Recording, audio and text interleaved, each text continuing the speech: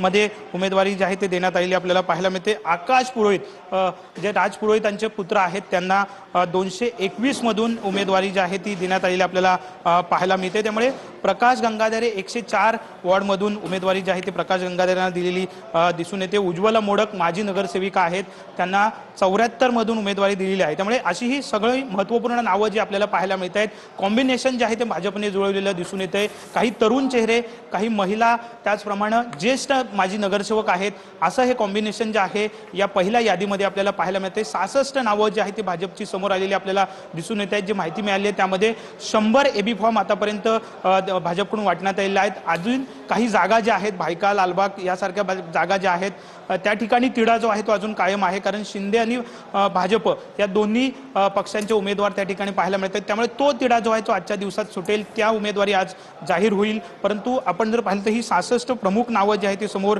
आलेली दिसून येत आहेत। श्वेता कोरगावकर काँग्रेसमधनं भाजपमध्ये काही दिवसापूर्वी चालला, त्यांना 16 नंबर वॉर्ड जो आहे तो देण्यात आलेला आपल्याला पाहायला मिळतो। विनोद मिश्रा यांना पुन्हा उमेदवारी जी आहे ती देण्यात आलेली आहे, 46 नंबर वॉर्ड।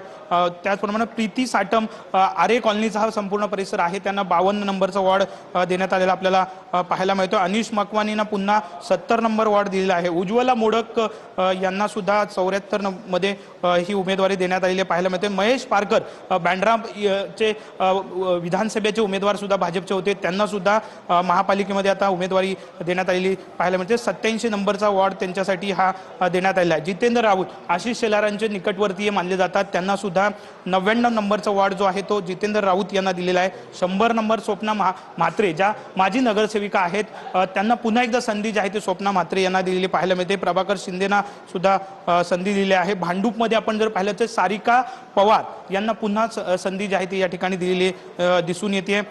जागृती पाटील भांडूप मध्ये येतात, त्या भांडूपमध्ये निवडून पोटनिवडणुकीमध्ये आलेल्या होत्या, त्यांना सुद्धा पुन्हा संधी दिलेली आहे। 129 मध्ये अश्विनी मते जे आहेत त्यांना संधी